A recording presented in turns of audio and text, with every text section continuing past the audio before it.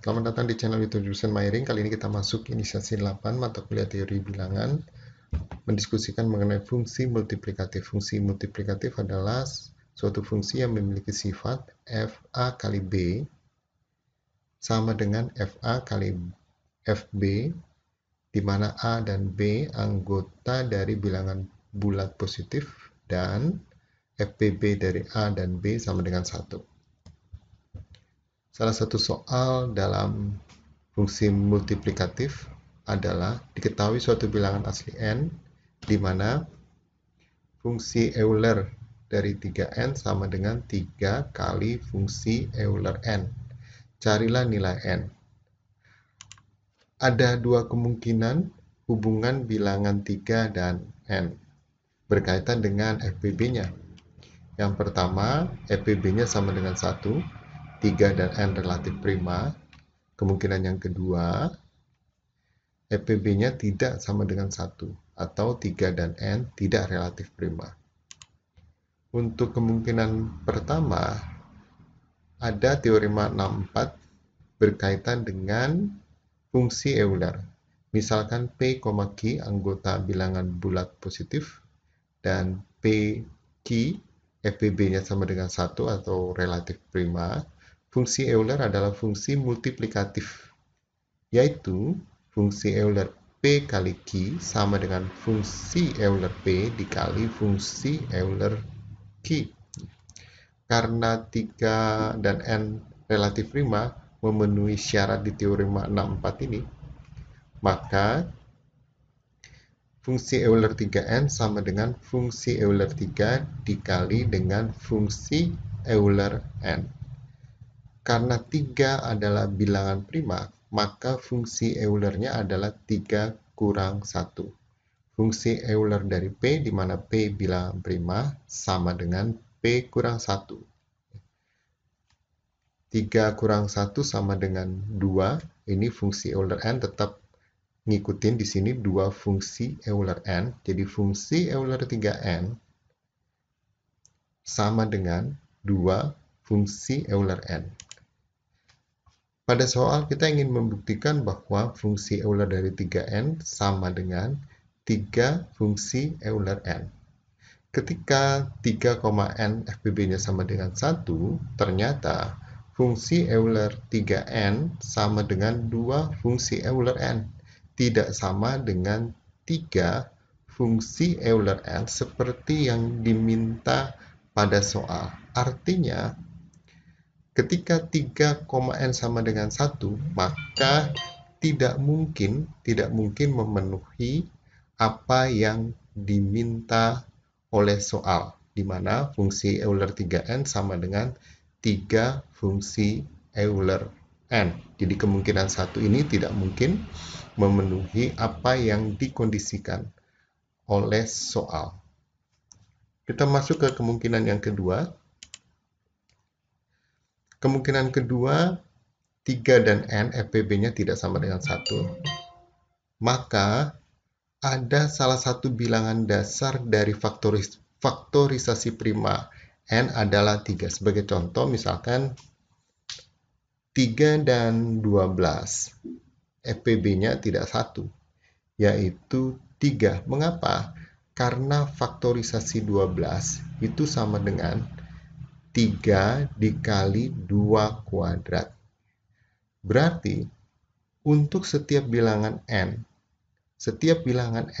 yang FPB-nya tidak sama dengan 1, maka pada bilangan n faktorisasinya akan memuat bilangan 3. Oleh karena itu, saya tulis seperti ini.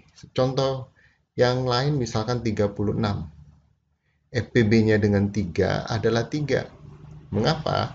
Karena 36 faktorisasinya memuat 3. 36 itu faktorisasinya adalah 2 kuadrat kali 3 kuadrat.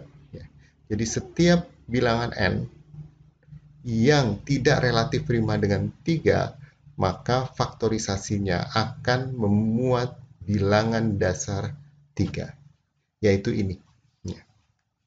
Jadi n, karena FPB-nya tidak sama dengan 1, dia akan memuat bilangan dasar 3 sebagai bagian dari faktorisasi prima dari N. Saya tulis seperti ini. Oke. Sehingga 3N, mengapa saya membuat 3N? Karena yang ingin kita buktikan adalah fungsi Euler dari 3N sama dengan 3 fungsi Euler N. Oleh karena itu, kita cari faktorisasi prima dari 3N apabila faktorisasi prima dari N adalah seperti ini. 3N berarti 3, ini faktorisasi primanya ditulis kembali di sini, sehingga 3N memiliki faktorisasi prima ini 3 kali 3 pangkat K1, berarti hasil kalinya 3K1 tambah 1, yang belakang ngikutin aja. Oke, saya lanjut. Ya. Masih ingat teorema 6.6? Misalkan pemfaktoran prima dari N adalah P1, ini bilangan-bilangan prima, P1 sampai Pm, dengan pangkat masing-masing K1 sampai Km, maka fungsi Euler dari N adalah N itu sendiri dikali 1 kurang 1 per P1, P1. 1 kurang 1 per P2, dan seterusnya hingga 1 kurang 1 per M. Tampaknya fungsi Euler dari N tidak terpengaruh oleh pangkat dari masing-masing bilangan dasar P1 sampai Pm. Hanya dipengaruhi oleh bilangan prima itu sendiri, bilangan dasar primanya, yaitu P1, P2, hingga Pm. Oke, kita lanjut. Ya. Sehingga fungsi Euler 3N, oke, kita kembali sedikit, fungsi Euler N adalah N. Fungsi N dikali 1 kurang 1 P1 dan seterusnya. Fungsi Euler 3N itu berarti 3N dikali 1 kurang 1 per P1. Konteks di sini P1-nya adalah 3, sehingga saya tulis ini 1 per 3. 1 kurang 1 per P2, dan seterusnya hingga 1 kurang 1 per Pm. Sekarang kita perhatikan mulai dari N sampai ke 1 kurang 1 per Pm ini. Kalau kita melihat N-nya, ini N-nya, maka fungsi Euler dari N adalah N dikali 1 kurang 1 per 3 dikali 1 kurang 1 per P2 dikurang 1 kurang 1 per Pm. Jadi fungsi Euler dari ini itu sama dengan yang ini. Kalau lihat rumusnya, kita lihat ini ya. Ini sama kan? Ini P1-nya 3, berarti 1 per 3, sehingga N dan seterusnya ke belakang itu sama dengan fungsi Euler N. Pada kemungkinan dua ini terjadi seperti yang diminta pada soal, yaitu fungsi Euler 3N sama dengan 3 fungsi Euler N. Apa maknanya? Ini menunjukkan bahwa fungsi Euler 3N akan sama dengan 3 fungsi Euler N pada kondisi kemungkinan yang kedua, yaitu 3 dan N itu tidak relatif prima.